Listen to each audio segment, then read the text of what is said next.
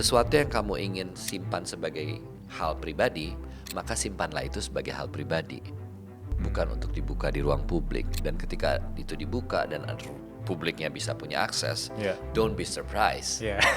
You open the gate, so people can come in.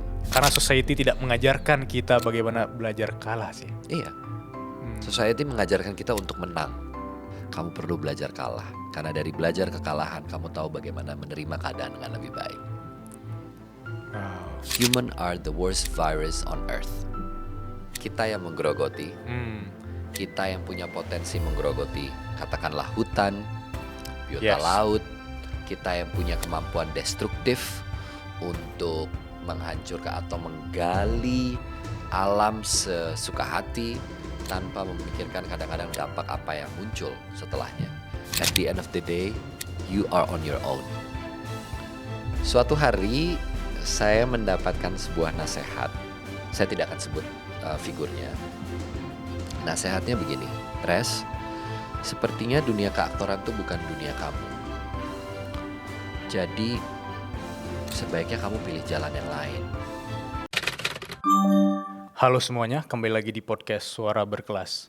Hari ini aku happy sekali karena kita kedatangan tamu berkelas. Orang yang menurut aku totalitas ketika berperan dan berkarya. Ada Bang Reza Rahardian. Halo Bilal, apa kabar? Thanks for having me. Alhamdulillah baik. Welcome to the show. Aku happy sekali Bang Reza. Terima kasih. Bang Reza, banyak dari kita mungkin konsumsi karya-karya Abang atau peran-peran yang Abang mainkan di film-film itu dari POV bahwa wah ini aktor doang itu. Tapi aku penasaran behind the scene. Apa yang ada di kepala seorang Reza Rahardian? Bagaimana dia melihat dunia? Atau bagaimana proses dari dia masa kecil ke dia yang sekarang gitu? Ya. Take me into your brain. Prosesnya ya. Tentu kalau saya membawa ini dari mulai secara singkat gitu, dari mulai era masa kecil kemudian sampai bagaimana saya berproses, saya itu ternyata I'm not a good planner. Jadi saya itu tidak pandai dalam merencanakan sesuatu, apalagi kalau sifatnya jangka panjang. Jadi saya bergerak dan bekerja berdasarkan situasi-situasi jangka pendek. Katakanlah ada satu pekerjaan yang harus saya lakukan dan saya mendapatkan kesempatan untuk bekerja pada satu titik. Saya hanya akan memaksimalkan bekerja sebaik mungkin di pekerjaan hari itu dan datang lagi esok harinya dengan harapan lebih baik. Dan saya selalu percaya bahwa setiap proses yang saya lakukan adalah fondasi yang sedang saya bangun ke depan. Jadi regardless bahwa it's a good day, it's not a good day, it doesn't really matter buat saya. Yang penting saya yakin bahwa ketika saya ada di lapangan bekerja sebagai, ini konteksnya sebagai seorang aktor ya, dalam menjalani pekerjaan dan kehidupan, saya memastikan I will do my best. Dan kadang-kadang itu tuh nggak cukup gitu, karena memang faktornya aspek-aspek lain yang ada di lapangan tuh banyak banget, kendala-kendala yang mungkin, obstacle yang mungkin muncul gitu. But I believe itu menjadi fondasi saya ke depannya. Jadi saya nggak pernah berkutat pada rencana masa depan harus begini harus gitu. I'm not that kind of person. Bukan berarti orang yang punya good planning itu juga salah, nggak sama sekali ya. It's just from my own personal experience aja, gitu. That pretty much kalau saya bisa bilang proses yang saya lalui dan itu berlaku dalam aspek apapun dalam hidup. Nggak hanya acting ya, nggak hanya pekerjaan gitu. Saya punya banyak pekerjaan-pekerjaan yang saya lakukan dan atau keseharian yang saya lakukan tanpa terlalu punya long term plan. I'm trying my best to be present most of the time. Fondasinya totalitas. Iya. Ketika kita bekerja di hari itu, put your best effort di sana dan tidak ada penyesalan. Iya, gitu. Karena hari itu bisa dilalui aja buat saya udah luar biasa. Jadi saya suka dengan istilah take it a day at a time gitu ya. Jadi semuanya tuh bit by bit, day by day gitu. Boleh punya rencana panjang, it's fine, but make sure ketika kita melakukan apapun di hari per hari itu kita lakukan dengan energi yang baik.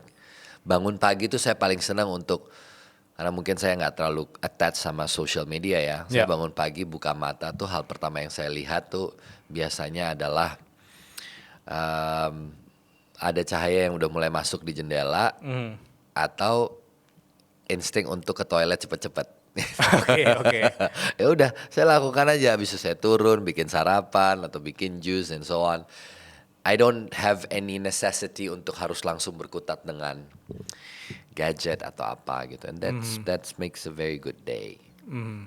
Even ketika aku ngobrol sama Bang Reza sekarang, aku ngerasain bahwa kamu punya momen, aku ini present, aku lagi ngobrol sama Bilal di momen suara berkelas ini, dan aku bisa ngerasain itu dari mata Bang Reza sih. Oke. Iya. Iya, oke. Karena banyak orang yang mungkin terlalu banyak masalah hidupnya, terlalu banyak problem di sosial medianya. Ketika ngobrol dengan kita tatap mata dia, bisa jadi dia lagi nggak di sini sih. Dan kadang-kadang akan sulit biasanya. Karena terbiasa hiruk pikuk kan, cepat Ya. pergerakan, scroll atau apa informasi yang masuk. Jadi kadang-kadang konsentrasi atau bukan konsentrasi, kayaknya terdengar berat sekali ya untuk sekedar berbicara. Fokusnya jadinya agak keteteran tuh. Jadinya kayaknya berat banget hanya untuk bahkan to listen to something gitu. Itu sih. Di dunia yang sangat cepat sekarang, aku bangun pagi, tadi sahur, terus buka HP.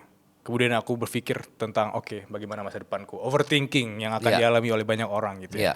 Aku penasaran ke orang-orang yang tidak main sosial media. Oke. Apakah hanya sekedar aku bangun pagi, aku ke kamar mandi, aku beribadah dan segala macam, atau ada hal-hal lain yang kemudian disibukkan oleh aktivitas Bang Reza sendiri? Pada umumnya biasanya kalau ada jadwal pekerjaan biasanya udah diterima sehari sebelum gitu ya. Setidaknya tuh ada besok akan ada jadwal apa saja gitu ya. Jadi saya saya tahu hari itu saya harus ngapain. Tapi bagaimana kalau misalnya besok saya nggak ada apa-apa, saya nggak ada pekerjaan yang harus saya lakukan. Itu hari yang saya bisa manfaatkan untuk beres-beres. Saya senang aja, itu very therapeutic gitu, beres-beres rumah kayak nonton dan belajar untuk nggak ngapa-ngapain. Itu berat buat saya itu ternyata. mahal ya. Gitu. Saya pun masih belajar gitu Bilal, karena itu ternyata sulit sekali. Cause your mind itu kan jalan terus tuh dan merasa kayak kadang-kadang ada perasaan-perasaan kayaknya nggak produktif banget ya, hidup cuman leyeh-leyeh dan segala macam. Tapi setelah kemudian saya mempelajari lagi lebih jauh soal itu, it's such a luxury. Wow. Itu waktu yang Tuhan lagi kasih, dimana lo boleh istirahat hari ini, ya make sure lo istirahat. Mau santai-santai, mau ngundang temen untuk sekedar ngobrol-ngobrol santai, ngalur ngidul, mau nonton 3 film hari itu misalnya, atau main game, whatever. Saya sekarang belajar untuk mengapresiasi waktu itu dengan lebih baik. Bahwa I don't have to rush to be productive, gitu.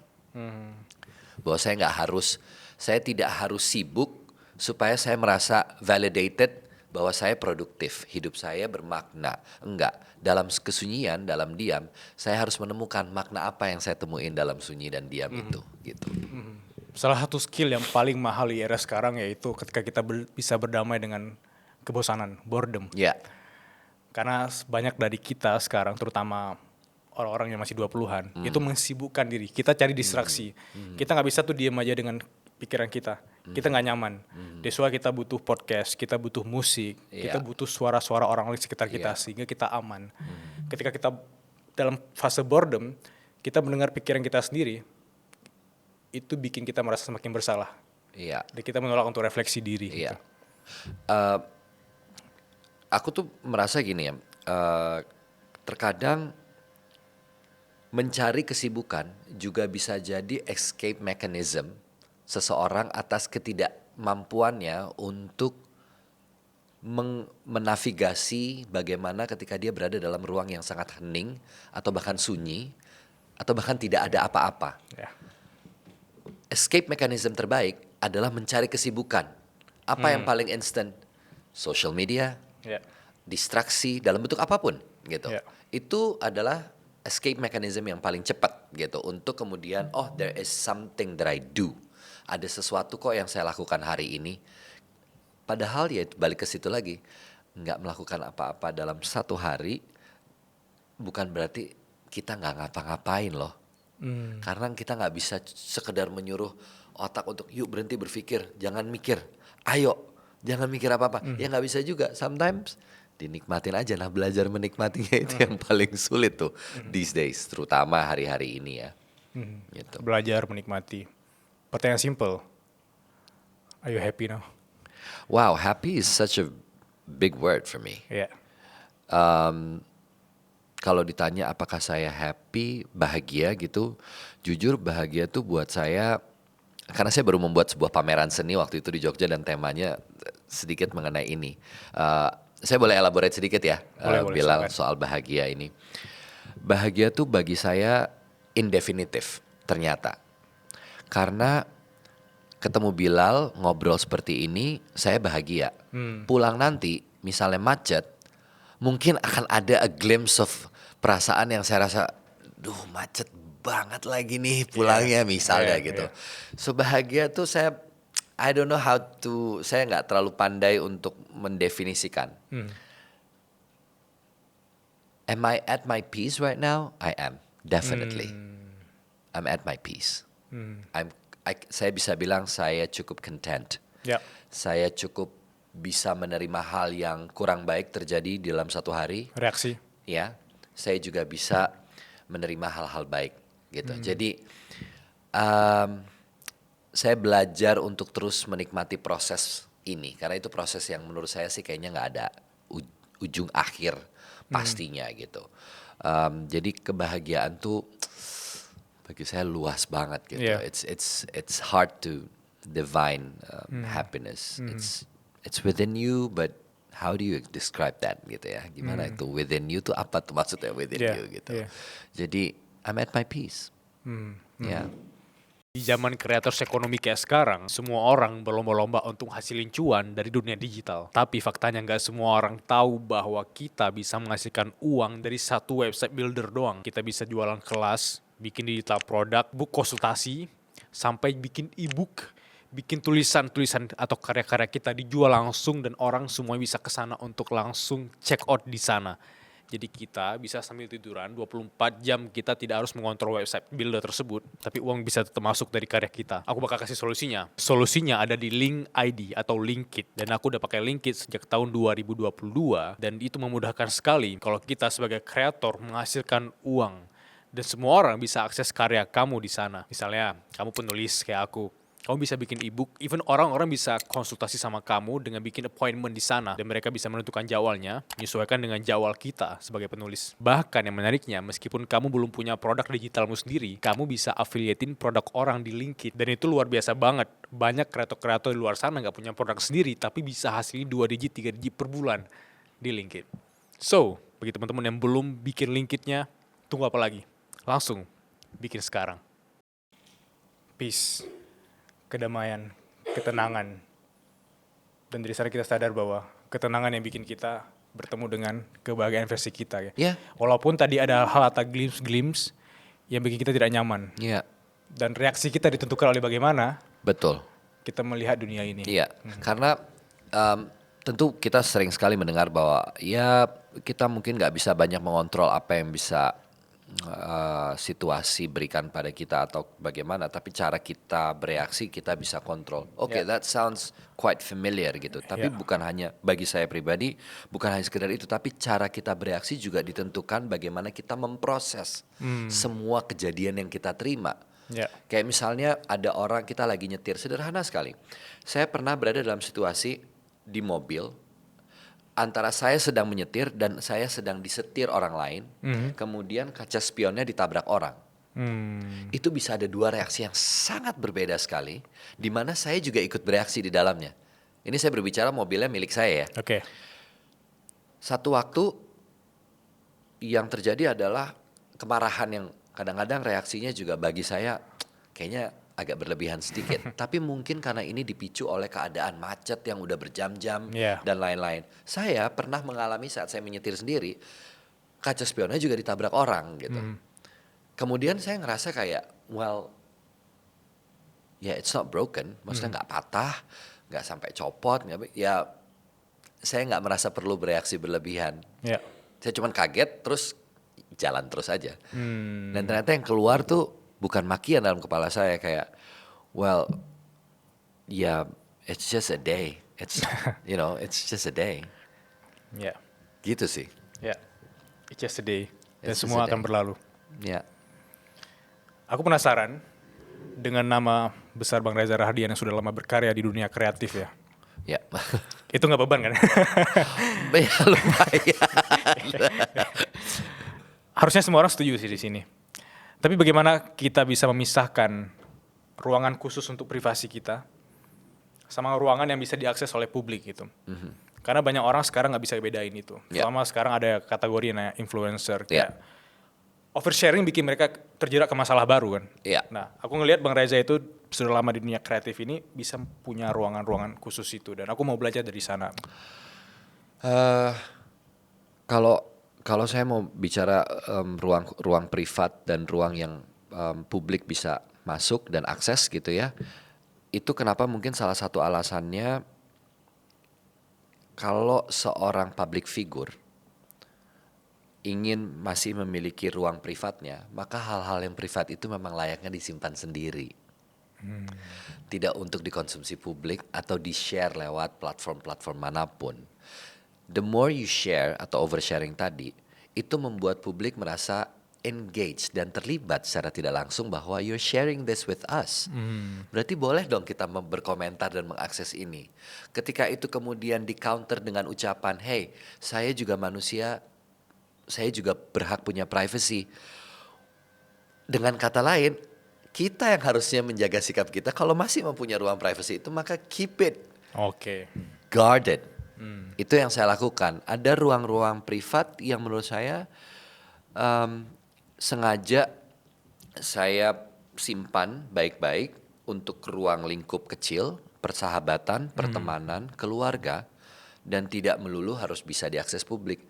Disitulah saya mungkin nggak punya ruang untuk banyak men-share itu, dan saya memilih untuk tidak men-share itu publicly. Why? Because that's my private life. Very simple menurut saya cara berpikirnya gitu. Sesuatu yang kamu ingin simpan sebagai hal pribadi, maka simpanlah itu sebagai hal pribadi. Bukan untuk dibuka di ruang publik. Dan ketika itu dibuka dan publiknya bisa punya akses, don't be surprised. You open the gate. So people can come in gitu. Ya, aku setuju sih.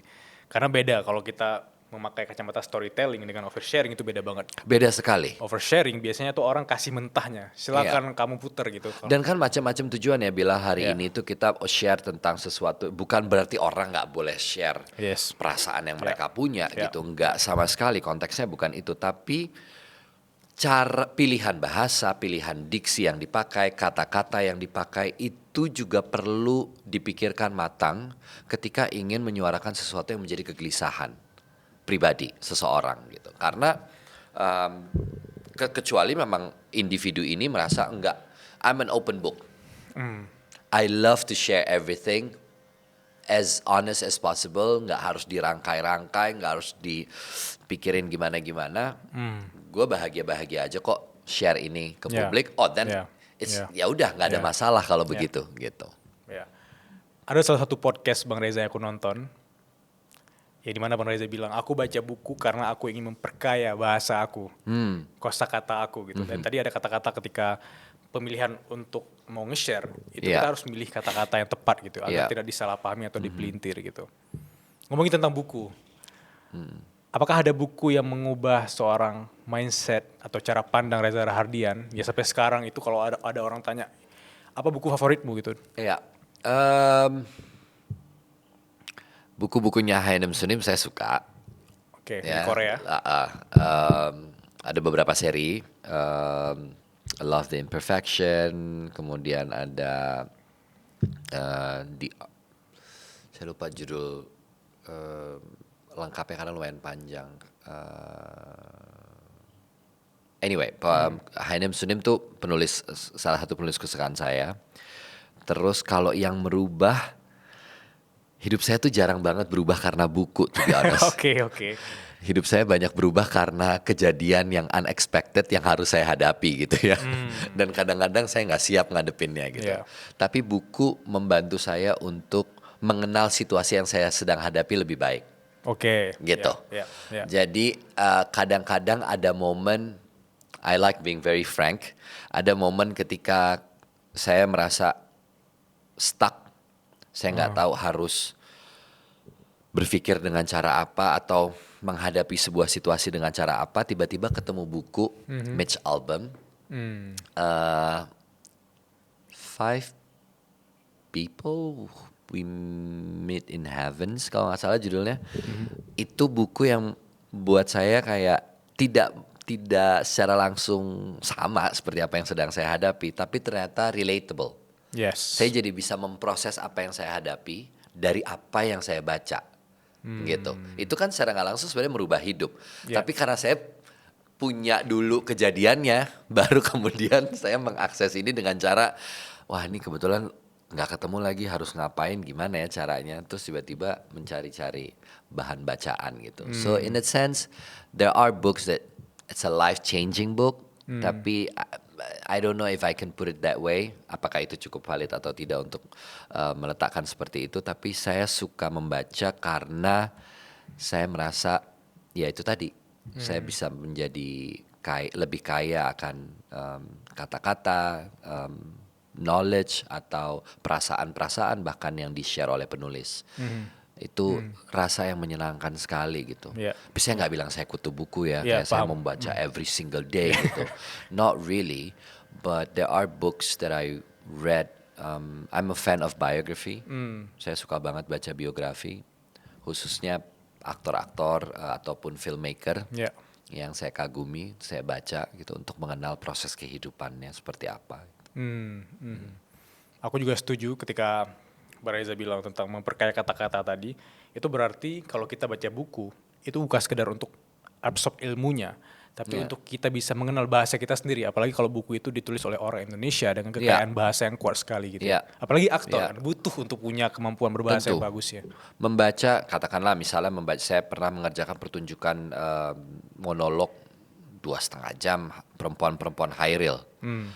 Ya tentu membaca karya sastra Hairil Anwar dengan kata-kata yang luar biasa indah, atau seperti misalnya karya Pramudia Anantatur gitu ya, tetraloginya. Waduh, saya nggak kebayang tuh gimana cara mendeliver dialog itu kalau saya nggak pernah setidaknya membaca atau mengetahui bagaimana cara seorang Pramudia menulis. Saya nggak bisa ngarang tuh, gitu. Kadang-kadang itu kan bisa didapat karena membaca bukunya. Gitu. Tadi Mbak Reza sebutin orang-orang yang mungkin dikagumi gitu ya. Tapi aku sempat juga ketemu beberapa artikel yang bilang kedekatan abang sama ibu. Itu apakah efek juga dari kekayaan kosakata, mindset dan lain-lain kedekatan antara Reza dan ibu? Sangat Bilal, karena gini, saya dibesarkan kalau orang tua tunggal ya, oleh seorang ibu gitu, dan itu membawa dampak yang besar. Satu, sensitivitas saya banyak dapat dari ibu saya gitu ya, untuk lebih peka terhadap situasi dan kondisi yang dihadapi. Kedua, saya banyak berdiskusi dengan ibu saya. Ibu saya tuh orang yang seneng ngobrol. Oke. Jadi hal-hal mungkin karena beliau nggak punya pasangan hidup yang biasanya bisa jadi tempat untuk mencurahkan perasaannya ketika pulang kerja, lelah dan lain-lain.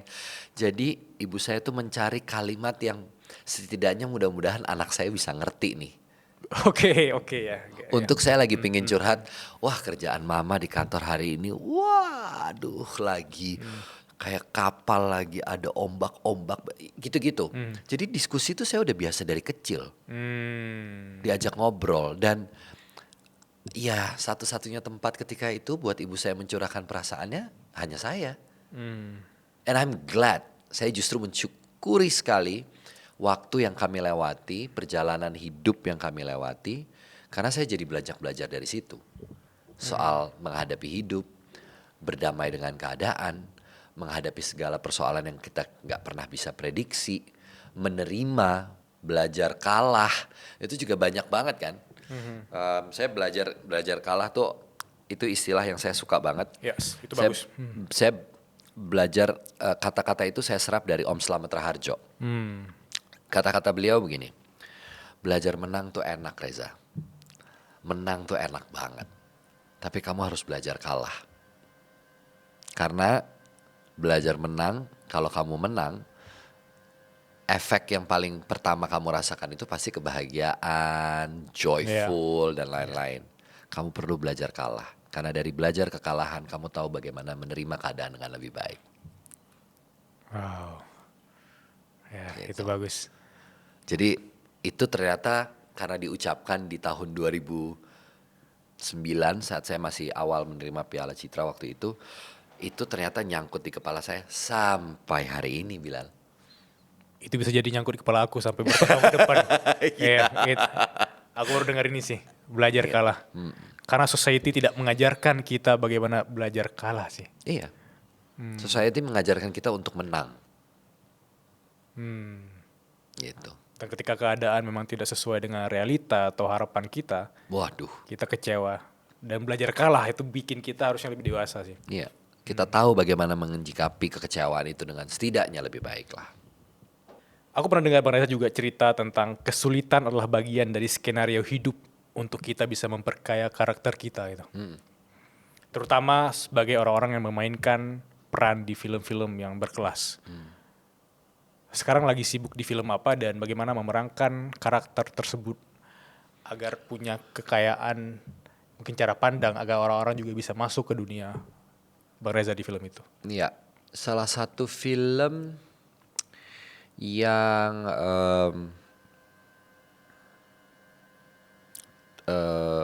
cukup mempunyai makna yang sangat dalam adalah Laut Bercerita.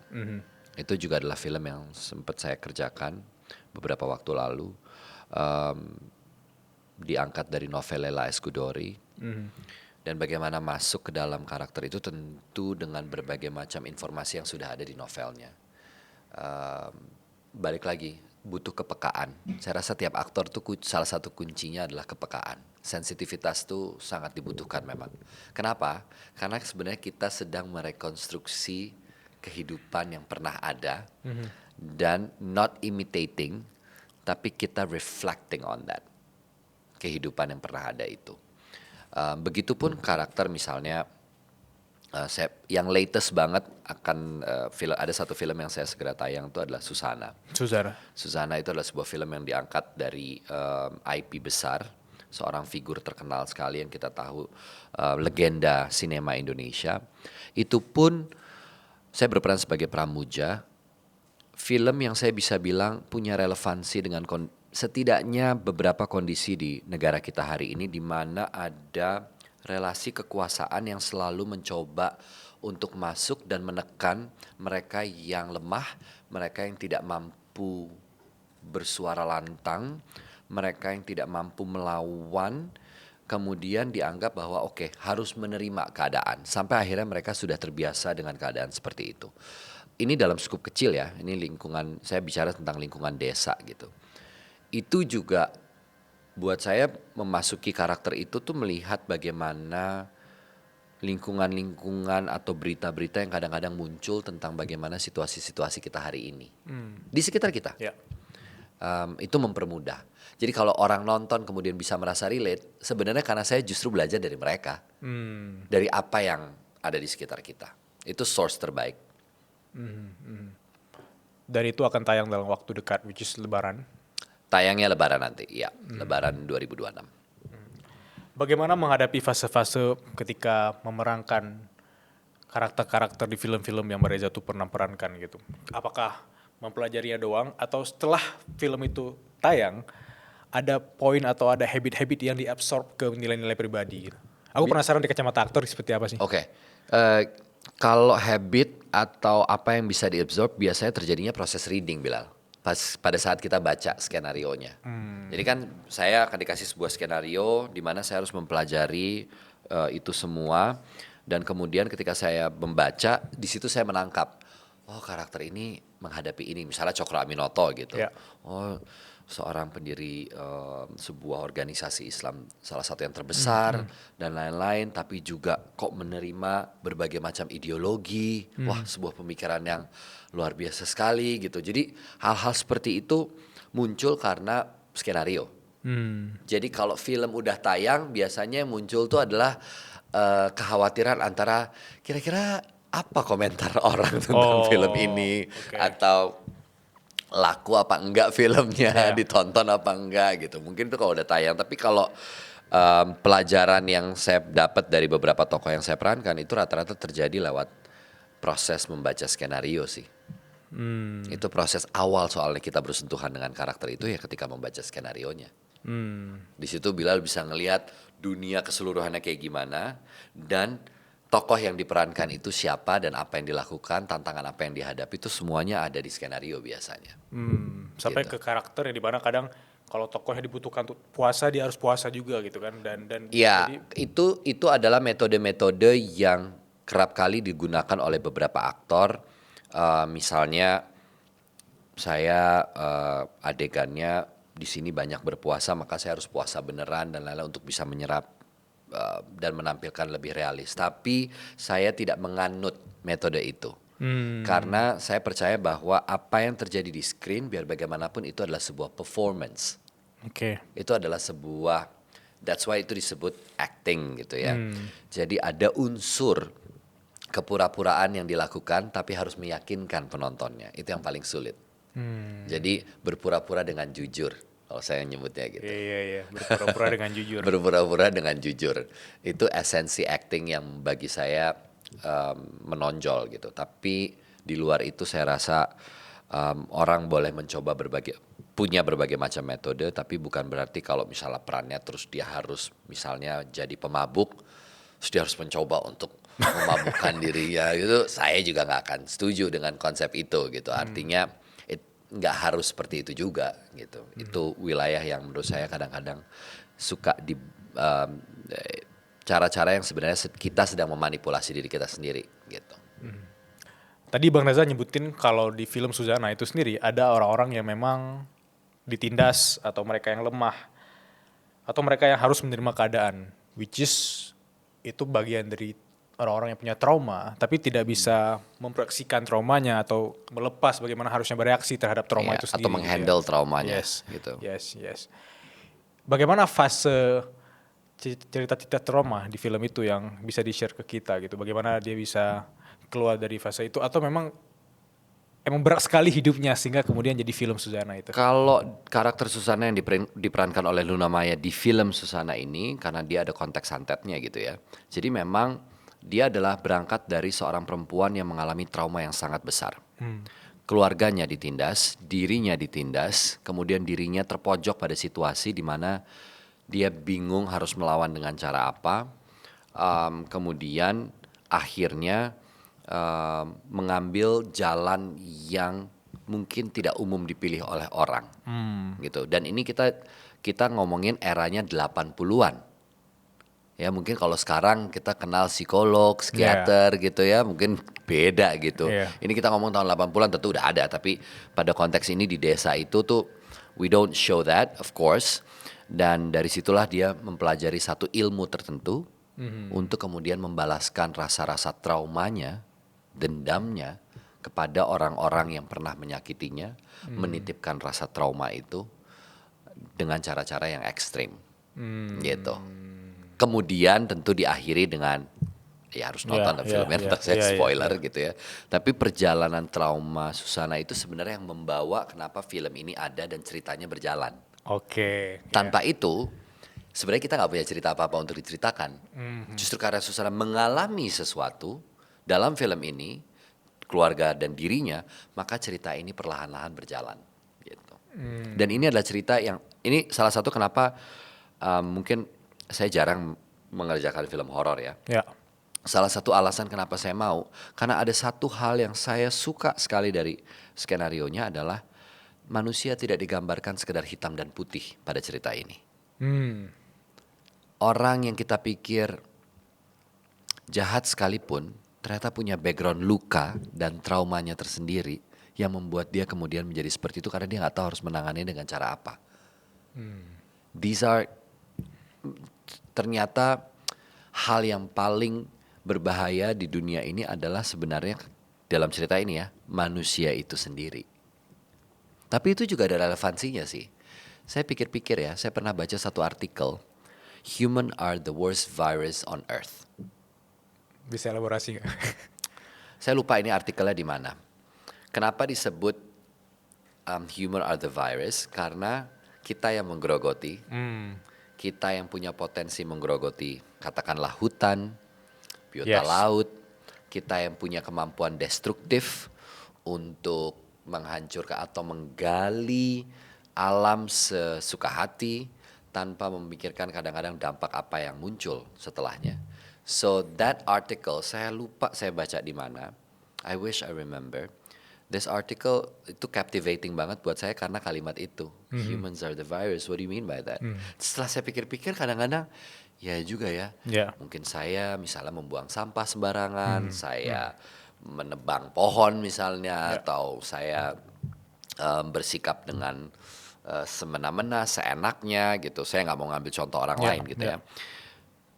Jangan-jangan saya juga yang sebenarnya yang sedang menggerogoti dan berbuat tidak adil pada alam ini. Yes, yes. Aku suka tuh humans are the virus on earth. Dan kadang yang bikin virus itu manusia juga. Iya, Diciptakan untuk kemudian membasmi-basmi orang-orang lain. Ya, itu juga masuk akal sih. Ya. Tapi aku jadi tadi aku nangkap satu kalimat yang menurut aku bagus sekali. Kadang orang-orang yang jahat, orang-orang yang terluka, orang-orang yang kita kenal saat ini itu melukai banyak orang, itu dulu orang baik. Orang-orang yang dulu punya aspirasi tentang hidup yang lebih sehat, lebih baik gitu. Tapi karena memang lingkungannya orang-orang yang menjatuhkan dia, itu dia bikin nggak ada, dia nggak ada pilihan lain untuk berbuat selain dilukai kebaikan. akan menghasilkan luka berikutnya. You know, violence create violence, Ya, gitu ya. ya, Destruction creates another destructions. Love will create another love. Gitu kira-kira. If I can put it that way gitu ya. Jadi ada beberapa hal yang itu selalu terjadi karena hukum yang sederhana kita semua mungkin tahu, sebab akibat. yes, Dan amplifikasi dari sebab akibat tuh macam-macam bentuk ya kan Bilal. Saya disenggol orang, besok saya merasa benar nyenggol orang lain.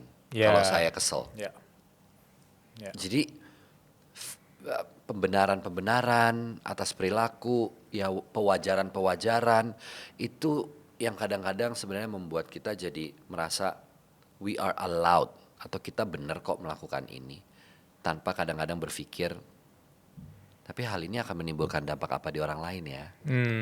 ya, ya. Aku pernah tulis tulisan yang berbau trauma juga, dan aku ingin bacain di sini gitu. Sebenarnya trauma itu bukanlah apa yang terjadi pada kita doang, melainkan apa yang terjadi di dalam diri kita setelah kita menerima trauma itu. Makanya penyembuhan yang paling efektif itu yaitu di tangan kita sendiri. Kalau kita menyalahkan peristiwa di luar, kita menjadi korban selamanya. Tapi jika kita mengakui itu ada di dalam diri kita punya kuasa untuk mengubahnya. Dan itu aku tangkap dari cerita Bang Reza tadi tentang film Beautiful. Suzana, bahwa sebenarnya dia punya kesempatan dan keputusan untuk mengubahnya, tapi dia tidak bisa mengubahnya dengan cara yang lebih tepat. Ya. That's why ada film itu, dan that's why banyak cerita-cerita yang Ya. horor atau orang-orang yang kemudian jadi korban bully malah bikin kisruh baru, problem baru. Iya, iya. Dan ya karena pada akhirnya kita kembali ke penerimaan diri ya. Kita bagaimana kita menerima apa yang pernah terjadi dalam hidup kita dan dengan cara apa gitu. Saya yakin kok setiap individu pasti punya problemnya, punya Yes. struggle-nya sendiri-sendiri. Tidak untuk dibanding-bandingkan, tidak untuk diukur-ukur siapa traumanya lebih besar daripada siapa. Karena cara orang menerima tuh beda-beda gitu. Tapi bahwa kemudian itu menjadi alat yang sering kali digunakan untuk membuat justifikasi bahwa yang lo lagi alam ini cuman ini doang kok, Iya. enggak segitu ininya kok gitu. According to who? Dalam sudut pandang apa melihatnya? Dari mana arahnya? Nggak bisa, karena tiap orang beda-beda. Ada orang yang dicubit sakit, ada yang dicubit sampai dipelintir banget, mungkin baru sakit banget gitu kan, macem-macem. Ya. Ada orang yang kuat-kuat aja, tangannya mau dicubit bagaimana dia sih cek-cek aja gitu. Benar. Dipukul mungkin baru berasa gitu. Jadi beda-beda. Sebelum kita ke Q&A, aku penasaran dari POV Bang Reza sendiri. Apakah pernah menghadapi suatu trauma yang kemudian bikin Bang Reza itu mungkin down, atau di titik mana kemudian bisa lebih dewasa ketika nge-handle trauma itu sendiri? Karena tadi banyak momen dimana aku sadar Bang Reza cerita kalau ada hal-hal atau masalah datang, itu kita kadang nggak siap, tapi disiap-siapin gitu ya. Iya. Itu gimana? Kalau ditanya apakah saya punya trauma, saya rasa secara conscious, Yes. secara sadar, saya Yes. akan jawab rasanya pasti ada lah ya, Yeah. gitu ya, ada. Subconsciously, saya nggak tahu, gitu ya. Itu Yang kayaknya menyebabkan kemudian kita bertindak seperti apa kan? iya, Ya. gitu. Tapi kadang-kadang disitulah kenapa saya go to a therapy, gitu ya. Saya sangat mewajarkan hal itu, gitu. Saya melihat itu sangat baik dan positif, gitu. Tapi kalau ditanya bagaimana dulu saya menghadapi trauma yang pernah saya rasakan, ini juga adalah salah satu hal yang saya belajar, Bilal. Saya tuh orangnya sudah terbiasa dididik, saya nggak tahu ini saya atau generasi saya gitu ya, menghadapi situasi itu memang agak berbeda pada generasi kami sebagai seorang milenial gitu ya. Istilah-istilah tentang mental health issue tidak sepopuler hari ini. Setuju. Gitu. Sehingga kami dulu nggak punya terminologi untuk mengekspresikan ini rasa apa namanya gitu. Enggak.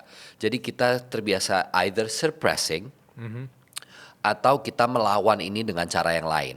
Bangkit dan jangan mau ditindas atau jangan mau justru jadi ikut runtuh bersama perasaan ini. Ya. Ayo, fight.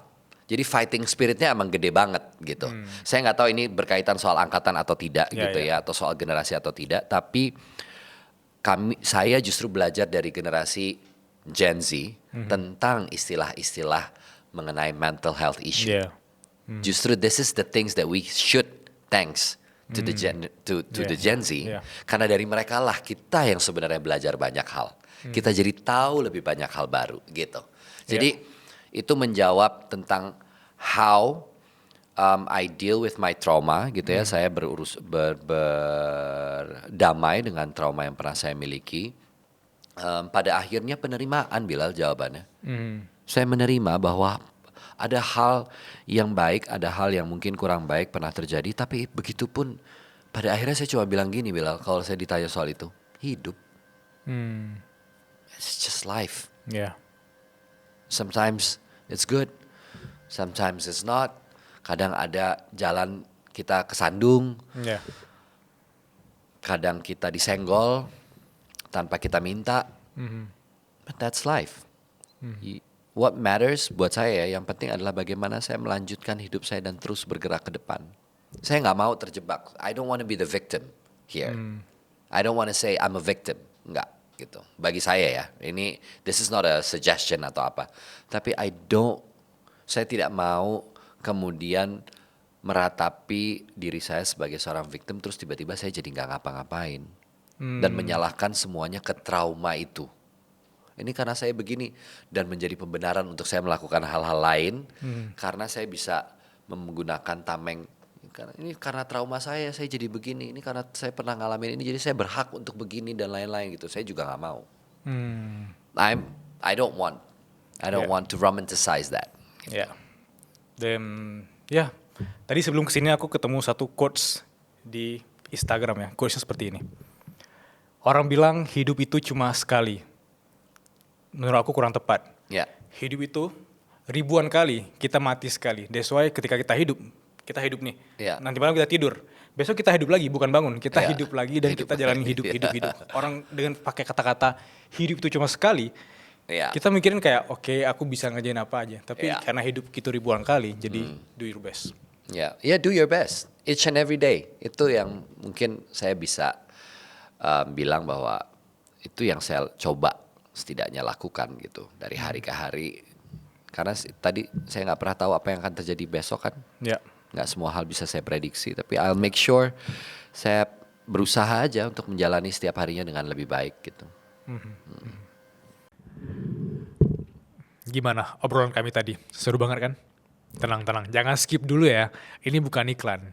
Aku cuma mau bilang, aku butuh untuk ketemu dengan 30 orang yang serius belajar proses kreatif suara berkelas dari nol.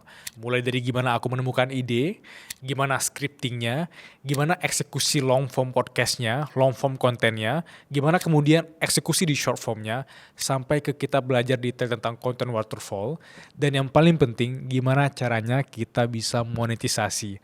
Semua hal tentang proses kreatif dari nol kita akan kita bedah detail di 1 hari full bootcamp.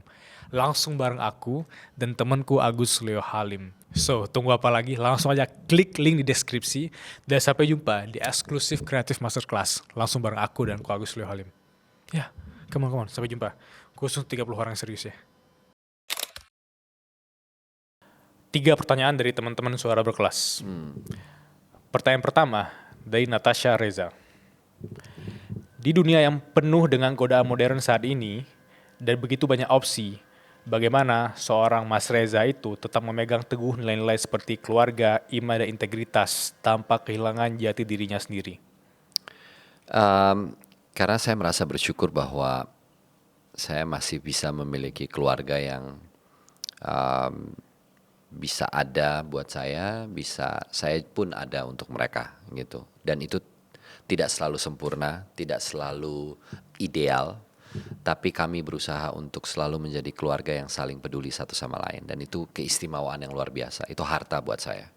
Integritas adalah satu dari sekian banyak disiplin yang saya pegang teguh karena pada akhirnya saya merasa itu adalah modal saya untuk terus berkarya gitu, adalah punya integritas. Dan itu penting untuk menjaga bukan hanya martabat sebagai seorang aktor dan martabat dunia film Indonesia, tapi bagaimana saya menjaga profesionalisme saya dalam bekerja dan prinsip yang saya pegang gitu.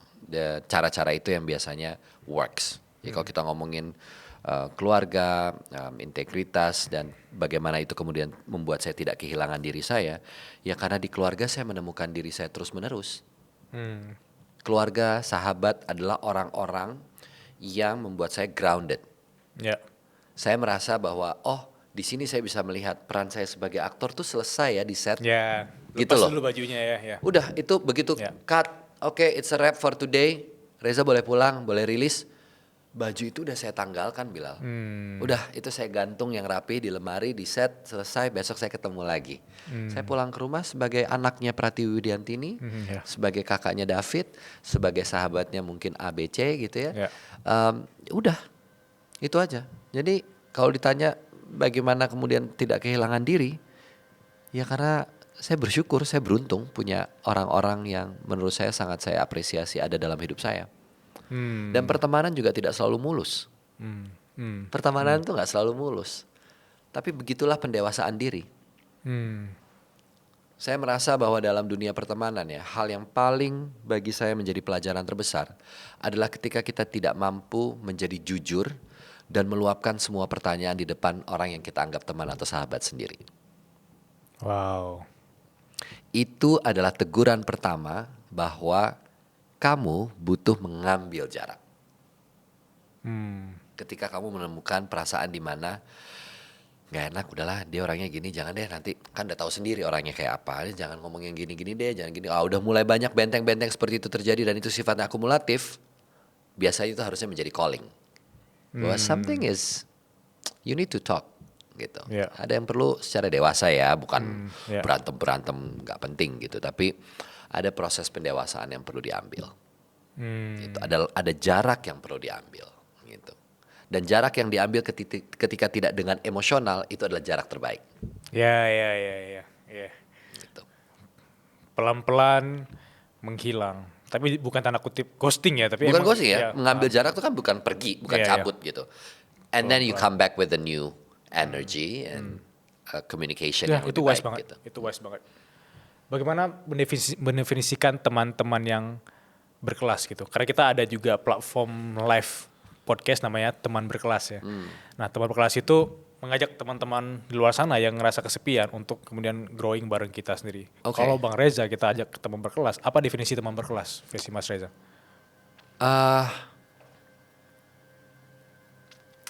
kata kelas itu kan kadang-kadang buat bagi saya tuh erat kaitannya dengan classified gitu ya. Ya, ya. Jadi kalau teman berkelas versi saya pribadi adalah teman yang bukan hanya bisa menerima kita apa adanya, karena itu buat saya selfish juga gitu Iya. ya. Tapi teman yang mampu berdiskusi dan saling memberikan teguran, saling mengingatkan satu sama lain, dan punya keberanian untuk melakukan itu. Bagi saya, teman berkelas juga adalah teman yang ada bukan harus 24 jam gitu atau sering, atau keberadaannya ditentukan dari sekedar berapa sering teleponan, tapi Ya. bagaimana kehadiran secara psikis dan mentally di dalam diri kita masing-masing. Ada di mana tuh tempatnya gitu. Itu teman berkelas setidaknya bagi saya gitu ya. Dan teman yang bisa sangat sederhana menjalani keseharian bersama. Itu buat saya berkelas banget gitu. Berkelas tuh saya senangnya ya maksudnya itu sejatinya begitulah kira-kira gitu. It's nice Bilal untuk punya teman yang kita bisa ribut, Ya. tapi kita nggak jadi orang lain kalau kita ribut Oke. Ya. gitu. Ya. Ya. Kita bisa sedih, tapi kita juga nggak harus jadi orang lain ketika kita sedih gitu. Dan kesalingan itulah yang paling penting dari pertemanan juga. Nggak harus gegap gempita kok, Ya. nggak harus flashy, nggak harus ditunjukkan melulu gitu ya, bahwa wah nih punya friendship yang baik nih, nggak harus semuanya diutarakan hanya lewat status kalau lagi Yes. bete sama temennya, Yes. pasang status A, status B gitu ya, nggak kok, that's I don't know, but in my opinion Ya. mungkin itu versi saya kali ya, belum tentu benar. Ya. Oke. Kita ke pertanyaan kedua. Pertanyaan kedua dari Sihya_. Kak Reza, pernah nggak mengalami fase kesepian? Dan bagaimana fase itu dihadapi? Aku juga sekarang lagi mengalami kesepian dan aku lagi menghadapi fase punya ego yang besar. Tolong arahannya. Waduh, Kesepian dan ego. ya. Tadi namanya siapa bilang? Sihya. Sihya, this is not a professional advice. Tapi saya berbagi perasaan aja. Tentu di pekerjaan saya dengan dunia yang orang mungkin lihat selalu ramai, selalu riuh, tidak jarang saya akan kembali kepada sebuah kondisi yang sunyi dan menyadari bahwa sebenarnya at the end of the day you are on your own gitu. Dan hal terbaik yang bisa dilakukan dalam sebuah kesendirian adalah memaksimalkan kesadaran diri untuk tetap aware bahwa dalam kesendirian ini apa yang bisa dihindari, apa yang bisa dilakukan, kegiatan apa bentuknya, dan siapa teman yang kira-kira bisa diajak bertukar pikiran atau sekedar berbagi cerita. Itu menjadi sangat penting gitu. Saya bersyukur dalam kesendirian saya kadang-kadang mengambil itu sebagai momentum berpikir dan menulis. Nah, saya sering tuh karena menulis sepertinya sudah menjadi sebuah wadah atau channeling yang nyaman untuk saya mencurahkan banyak hal lewat tulisan-tulisan, dan biasanya terjadi dalam keheningan memang. Ya. Keheningan tuh macam-macam sifatnya. Suara bising, Ya. suara yang tidak bising. Pesawat tuh kadang-kadang saya selalu nggak tahu kenapa berada dalam pesawat tuh dengan suara yang monoton gitu ya. Itu juga adalah kesunyian tersendiri bagi saya ternyata, di mana saya suka kadang-kadang nulis gitu. Dan di rumah gitu dalam kesunyian. Tapi ya saya menerima sih ya kesepian-kesepian yang pernah saya alami, karena kesepian-kesepian tuh kadang-kadang melahirkan kata-kata yang menarik, melahirkan perasaan-perasaan baru yang menarik. Setidaknya bagi saya, karena saya seorang aktor, saya bisa channel itu lewat karakter-karakter di kemudian hari yang bisa saya perankan gitu. Saya tidak pernah menolak kesepian. Ada orang bilang kan, beda loh Res, kesepian sama being alone atau lonely gitu ya. Saya suka dua-duanya. Saya bisa menikmati perasaan itu. Ada perasaan di mana saya lagi mau sendiri, saya menarik diri gitu ya. Tapi ada perasaan di mana saya lagi kesepian, kangen deh sama teman-teman, kangen deh sama sahabat-sahabat saya gitu. Dan saya menerima perasaan itu. Ya. Jadi begitu kumpul, aduh senang banget kumpul rame-rame kayak gini, kangen juga ternyata gitu. Ya. Itu karena ada rasa juga kan yang masuk. Ada rasa kesepian, kangen gitu dan lain-lain atau apa gitu bentuknya. Ya. Ya. Bener.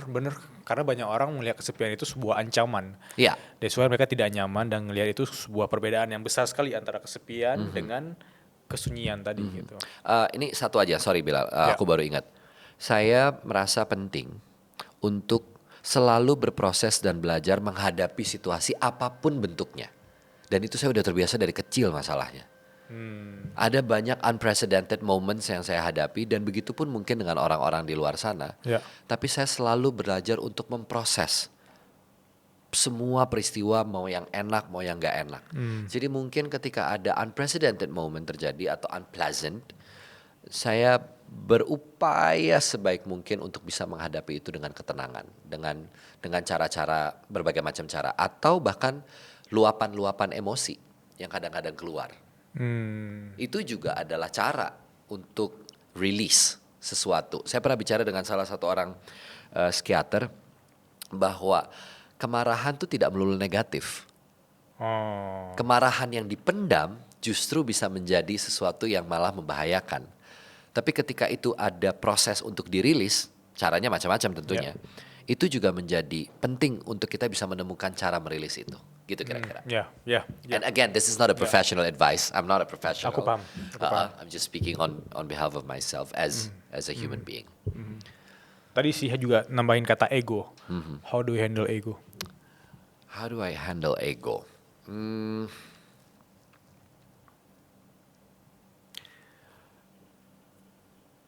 Ego tuh sesuatu yang saya nggak bisa pungkiri.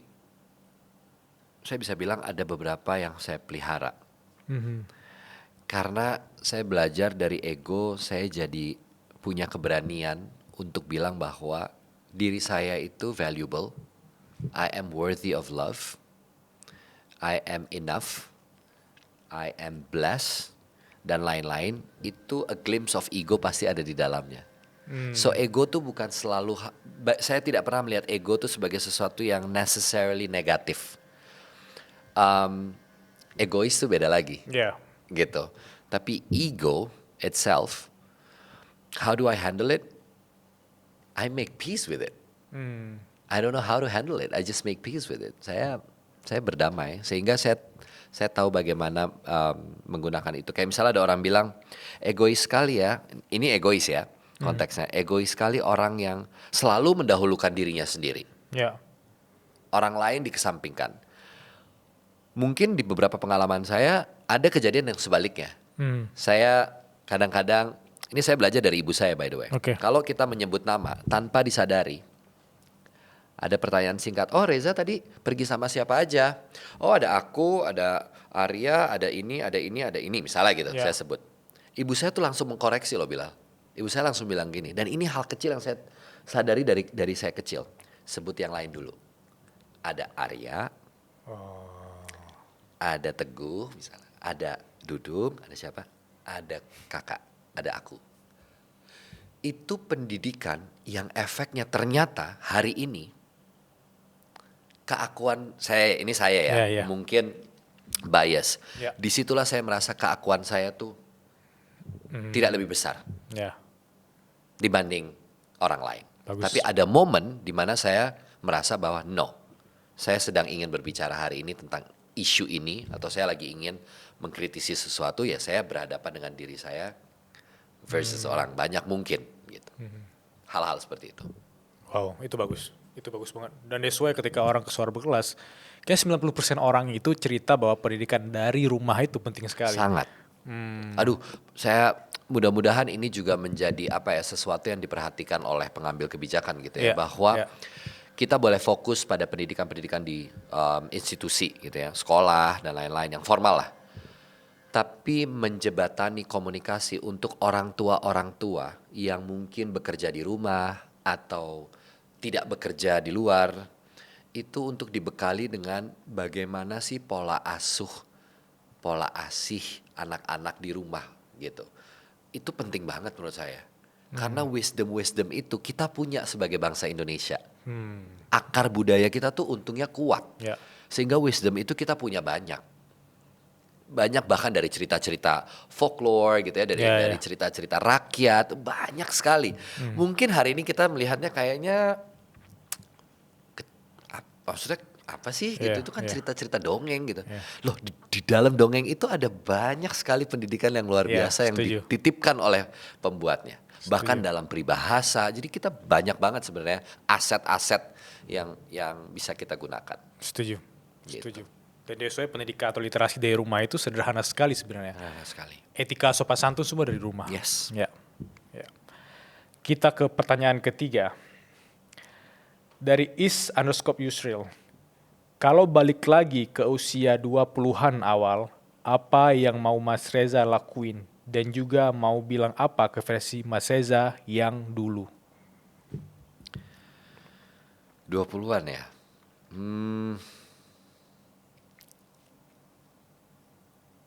Saya mau bilang ke saya 20 tahun,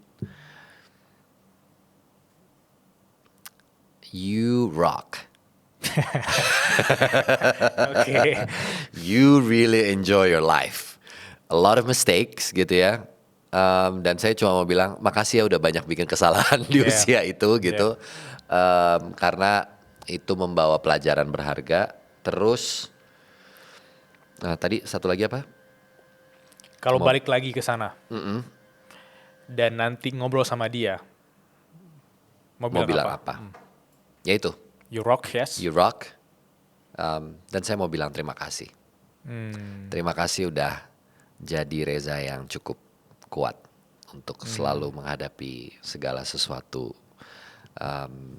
dengan cara-cara yang kadang-kadang tidak selalu sempurna, tapi bisa membawa dirinya terus melangkah ke depan. So thank you very much for my 20 years old.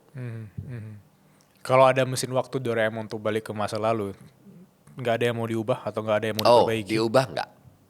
Nggak sih. I don't know. Nggak ya. Apa yang bisa saya ubah ya? Nggak sih, saya percaya banget bahwa semua harus terjadi sesuai dengan kehendak yang maha kuasa. Jadi kayaknya nggak ada yang mau saya ubah. Baik buruknya maksudnya ya. Jadi I accept it. Wow. Dari aku, Bang Reza, the worst advice yang pernah kamu terima?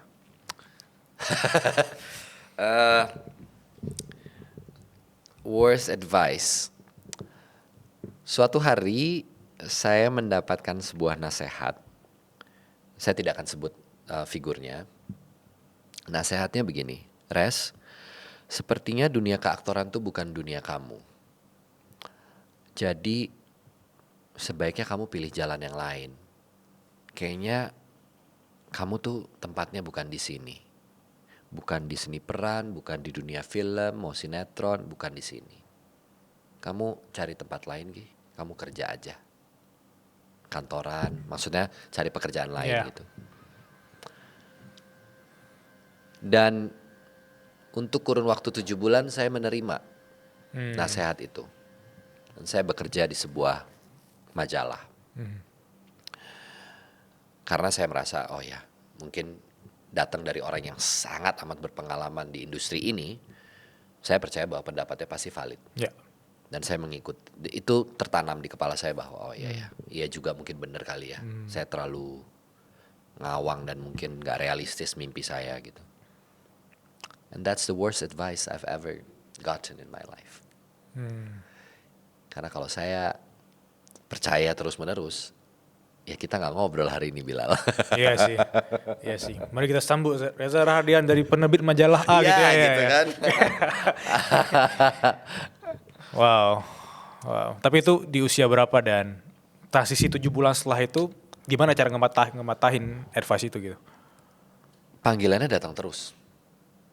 Oh. Bukan panggilan pekerjaan ya, Ya, panggilan panggilan hatinya jiwa, datang, panggilan panggilan hati ya. jiwanya datang terus. Enggak, saya masih mau coba kok. Wow. Sampai akhirnya nggak ada yang mau, dalam artian nggak ada yang merepresentasikan saya gitu ya. Saya representasikan diri saya sendiri. Saya ketuk pintunya sendiri, satu persatu. PH, saya kirim fotonya, saya bawa sendiri. Wow. Saya datang ke satu-satu, saya cari alamatnya di majalah, gitu. Dan sampai kemudian saya bisa bilang, I make a right decision at that time. Itu Wow. keputusan terbaik yang saya ambil dalam hidup. Jadi itu nyambung dengan pertanyaan ketiga tadi oleh Yusril tentang bertemu dengan fase 20-an dan itu conversation juga kan. Iya. Kayak thank you kamu udah bisa mempercayai hatimu gitu. Thank Iya, you udah benar. keluar dari fase keraguan diri yang dimana Yes, dibisikkan oleh definitely. orang Yeah, lain. yeah, Ya. Betul. Wow. Dan itu ini penutup yang bagus banget karena aku tadi senyum dan itu mengingatkan ke fase aku. Kita harus jemput bola sih Bill. Karena Iya. orang akan ada pendapat tentang kamu dan itu bisa jadi refleksi dari kekecewaan mereka terhadap dunia. Iya. Don't listen too much with the noise. Yes. Keep trusting yourself whatever you want to do. Yeah. Because you might fail. Ya. So keep doing it gitu. Karena kita pasti ada aja Oke. gitu kesandungnya. Terus kenapa emang kalau kesandung? Terus kalau berbuat salah kenapa emang? You're just human. We all human. We are allowed to make mistake. Who teach us to be perfect? Perfection doesn't lead you growing. Ya.